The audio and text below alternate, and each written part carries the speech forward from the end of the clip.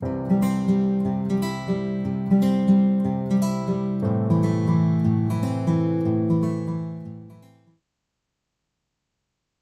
evening, everyone. I just want to welcome you to this live stream on burnout. Okay, so without further ado, I'll click a few buttons and off we go. So,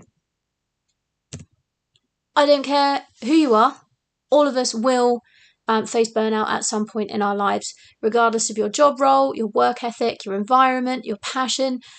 But unfortunately, burnout is still considered quite taboo. We can label it as stress. We can tar it with the same brush as stress. And it is considered by many to be just an excuse to get out of work. But that really needs to stop. Many think of it as a drained battery that they just need to recharge. You know, like when your phone dies, you just need to recharge. But burnout is a symptom. It is a symptom of something much, much bigger that's going on. So you can unplug from the thing that's burnt you out, and you can go and recharge, and then you get right back to it. And for some, you can just go straight back in, you'll be absolutely fine. Others, you're just going to burn out again in a few days or a few weeks later. And that's just not sustainable at all. So we can see burnout as a symptom to a greater cause that needs to be addressed. We can see it as a symptom. So if you think of like the warning lights on your car dashboard, burnout is a sign that whatever you're doing is not in alignment with what you really want to be doing. You're not doing something that you're passionate about. Or if you are passionate about it, you're being forced to do it in a way that doesn't feel right to you. But burnout is absolutely normal. Okay? It's absolutely normal. It happens to everyone at some point. It could just be a day where you just do not feel like doing anything. And it is perfectly okay to burn out. But it's not okay to keep burning out. It's not healthy emotionally or physically. And the cause of your burnout needs to be addressed. Otherwise, you're simply just going to keep burning out. And that's not healthy. So the cause can vary. But as I said, it's usually because you're not in alignment with what you're doing or the way that you're having to do it. So, my version of burnout, I was a teacher. And I had obviously all the normal expectations that teachers have on them. But I, being a new teacher, took all these expectations to the next level. So we had expectations set by the school, as you do. The children have got to make a certain amount of progress. They've got to be at certain levels. You've got to be at school on a certain time, all the rest of it. But I just kept working and working and working. Even when I felt like banging my head against the wall, it wasn't working, I needed some time off. I felt like there was always something that I should be doing. To the point where when everything was actually completed, I still felt I should be doing more.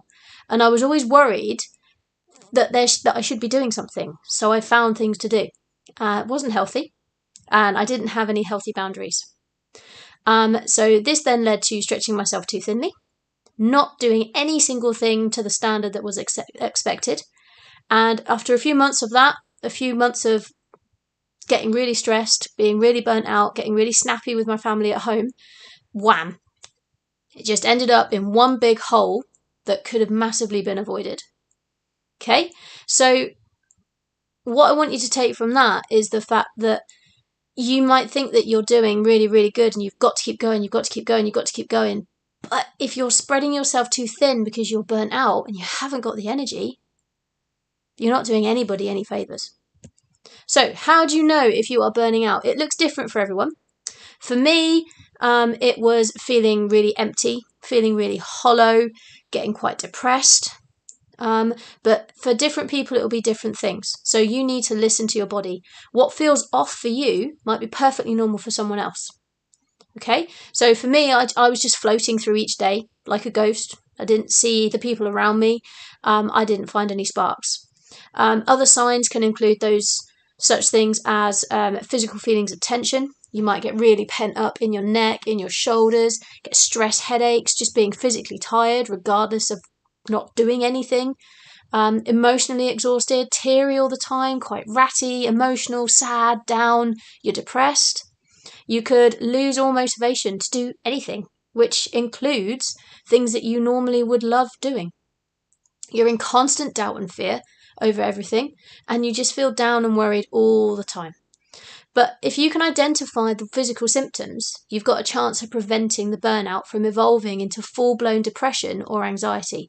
You can even stop it before it goes too far and give yourself the time, energy, and space that you individually need, that your body is asking for.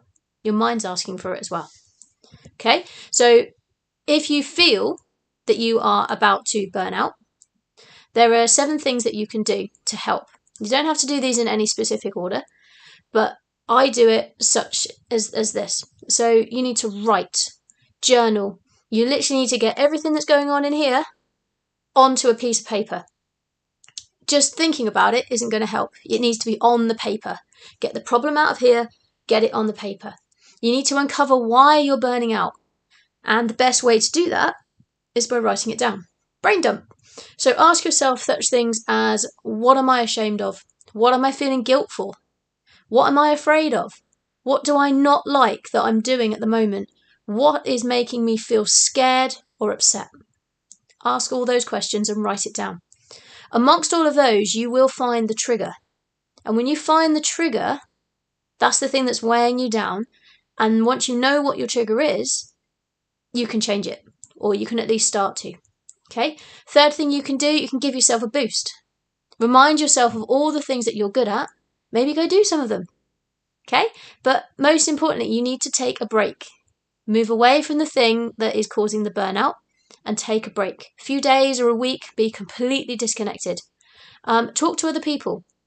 They don't have to be counsellors. They just be somebody that can listen. It's the same as talking, like writing in a journal. So you're talking to someone else instead of writing in a journal. Find yourself some joy. Go and do what you enjoy while you take those few days off. And while you're taking those few days off and you're doing the things that you enjoy and you're disconnecting, get some extra sleep. You'll be surprised how much that hurts, how much that helps, not hurts. But the biggest thing though, do not spend time recharging your battery, working out what's wrong, getting it all sorted in your head, to then go straight back to it. No, because you're just going to burn out again. Do not go straight back to it. You need to approach it differently or move away from it completely. Okay? So if you want to know some more on this, I have an upcoming seminar. It's 5 days live on Zoom. It's the Shifting Perspective Initiative that I have started on mindset, habits and motivation. And burnout is going to be one of the topics that I cover. Okay? So if you want the details for that, please drop me a comment below and I will send them over to you. I will also drop the link into the comment section as well. But have you ever suffered with burnout? I would absolutely love to hear your experiences. I want you to write them in the comments if you would be so kind as to share, or if you know somebody else and put their story. It can be anonymous, I don't mind. But the world needs to be a place where people can take time to recharge and rethink, rather than just keep pushing on to avoid the lecture and the judgment. Because you know what the boss is like. I need a couple of days off to sort myself out. I feel like I'm about to burn out. Well, what are we supposed to do? You can't take the time off. We're supposed to cover you? That's not fair. Needs to stop. Really, really needs to stop. We need to overturn this taboo. People need the time and the space. Because if you can take a couple of days when you're first feeling it, and you can avoid the burnout, it's going to avoid taking weeks off of work, isn't it? Okay, so I hope you enjoyed this video. I really, really welcome any feedback, all constructive. Okay, feel free to get in touch through any of my social media channels, and I hope to be speaking to you again soon. Have a lovely rest of your evening or day or wherever you are. Thank you. But subscribe to my YouTube channel, like the video. I always forget to do this bit. It feels a bit, but seriously, guys. If you really, really like this content and you like the way I deliver, please feel free to share, like, subscribe to my channels, and interact. I'd love to hear from you. I want to help people get over things like burnout so we can all live our best lives. Have a lovely rest of your day. Bye.